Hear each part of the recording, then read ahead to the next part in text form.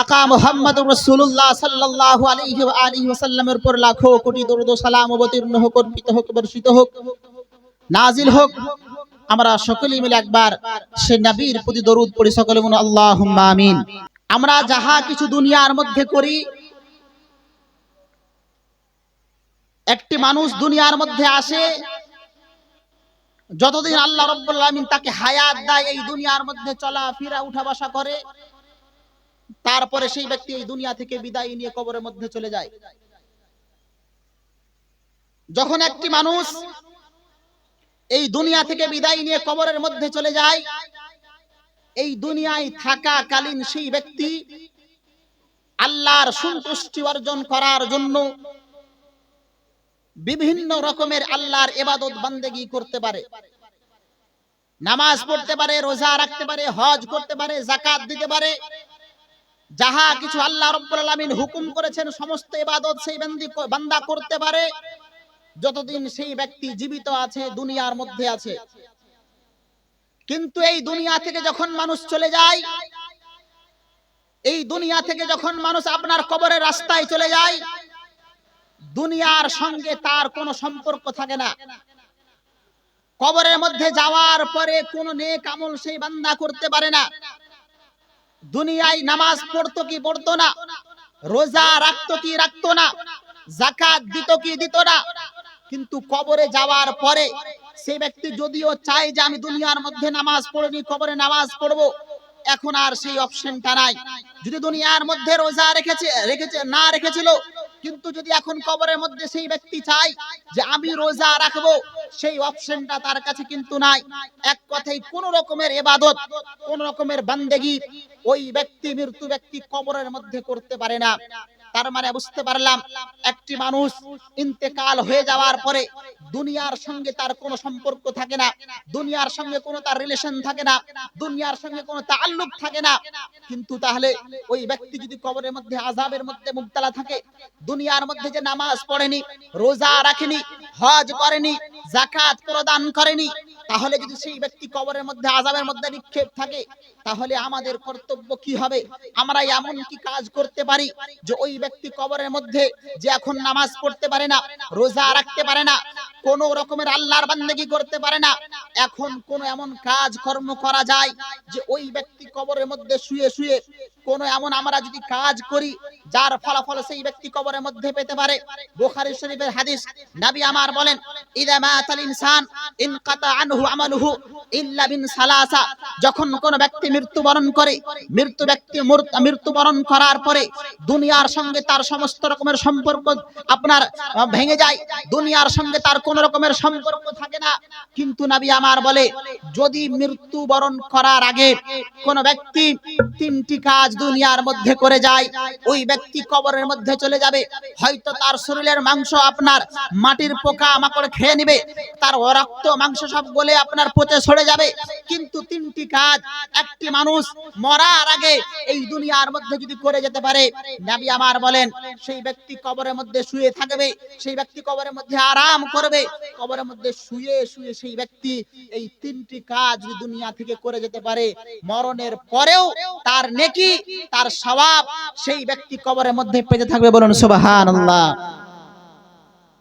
মরণের পরে দুনিয়ার সঙ্গে কোনো সম্পর্ক থাকে না, কিন্তু মৃত্যুবরণ করার আগে যদি কোনো ব্যক্তি তিনটি কাজ, ইযা মাতাল ইনসান ইনকাতা আনহু আমালুহু ইল্লা মিন সালাসা, সাদাকাতুন জারিয়া, এক নম্বর হচ্ছে সাদকায়ে জারিয়া। কোন ব্যক্তি যদি মাদ্রাসা তৈরি করে যায়, মসজিদ তৈরি করে যায়, কোন এতিমখানা তৈরি করে যায়, কোন মুসাফির খানা তৈরি করে যায়, যতদিন পর্যন্ত সেই জিনিসটা আপনার দুনিয়ার মধ্যে থাকবে, সেই ব্যক্তি দুনিয়ার মধ্যে আল্লাহর ঘর বানিয়ে দেওয়ার কারণে, নবীর ঘর বানিয়ে দেওয়ার কারণে, এতিমদের সাহায্যের জন্য আপনার প্রপার্টি তৈরি করে দেওয়ার কারণে কবরের মধ্যে চলে যাবে। আপনার হয়তো তার রক্ত মাংস থাকবে না, কিন্তু কবরের মধ্যে তার আত্মা এই নেকিটা পেয়ে পেয়ে তার কর্তা আযাব থেকে পরিত্রাণ পাবে। বলুন সুবহানাল্লাহ। এক নম্বর কাজ হচ্ছে সাদকায়ে জারিয়া। দ্বিতীয় নম্বর হচ্ছে ওয়ালাদুন সালিহুন। যদি কোনো ব্যক্তি এই দুনিয়ায় থাকাকালীন নিজের কোন ছেলেকে নেক বানিয়ে যেতে পারে, মৃত্যুবরণ করার আগে কোরআন এবং হাদিসের শিক্ষা তাকে দিয়ে থাকতে পারে, এই দুনিয়ার মধ্যে ভালো আচরণ তাকে যদি শিখিয়ে যেতে পারে, এই দুনিয়ার মধ্যে ভালো ব্যবহার যদি তাকে শিখিয়ে দুনিয়া থেকে যেতে পারে, ওই বাচ্চা, ওই তার ছেলে যতই ছোট হোক না কেন, যতই বড় হোক না কেন, যদি বাবার জন্য দোয়া করে, যদি মায়ের জন্য দোয়া করতে থাকে, ওই ব্যক্তি কবরের মধ্যে শুয়ে শুয়ে সেই তার ছেলে এই দুনিয়ার মধ্যে তার জন্য দোয়া করবে। তার কবরের মধ্যে যদি আযাব হয়, ওই ছেলের নামের বরকতে, কোরআন তেলাওয়াতের বরকতে, হাদিস পাঠ করার বরকতে আল্লাহ রাব্বুল আলামিন সেই ব্যক্তির কবরের মধ্যে থেকে আযাবকে দূরে সরিয়ে সেই ব্যক্তিকে শান্তি প্রদান করে। বলুন সুবহানাল্লাহ।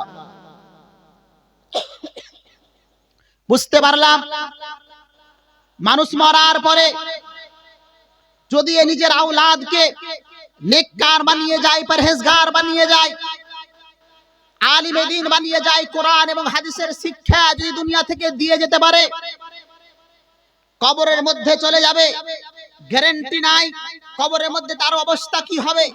কিন্তু এই দুনিয়ায় যদি নিজের ছেলেকে, নিজের মেয়েকে ভালো আচরণ, ভালো ব্যবহার, তারকে চরিত্রবান যদি বানিয়ে যেতে পারে, আর তার ছেলে যদি তার জন্য দোয়া করে, ওই বাবা কবরের মধ্যে শুয়ে শুয়ে তার সওয়াব পেতে থাকবে। বলুন সুবহানাল্লাহ। হযরত ঈসা আলাইহিস সালাতু ওয়া তাসলিম একটি কবরের পাশ দিয়ে চলে যাচ্ছেন। কবরের পাশ দিয়ে যাওয়ার সময় দেখেন সেই কবরের মধ্যে আযাব হচ্ছে। হযরত ঈসা আলাইহিস সালাতু ওয়া তাসলিম সেই কবরের পাশ দিয়ে চলে গেলেন। আবার অনেক দিন পর সেই কবরের পাশ দিয়ে যখন আসছেন, দেখেন সেই কবরের মধ্যে এখন কোনো আযাব হয় না। হযরত ঈসা আলাইহিস সালাতু ওয়া তাসলিম কবরের পাশে দাঁড়িয়ে গেলেন, আল্লাহর কাছে দোয়া করতে শুরু করলেন। রব্বাল আলামিন, মালিক মাওলা পাক পরওয়ারদিগারে আলম, আমি কয়েক বছর আগে এই কবরের পাশ দিয়ে যেতেছিলাম, দেখলাম এই কবরের মধ্যে আযাব হতেছে।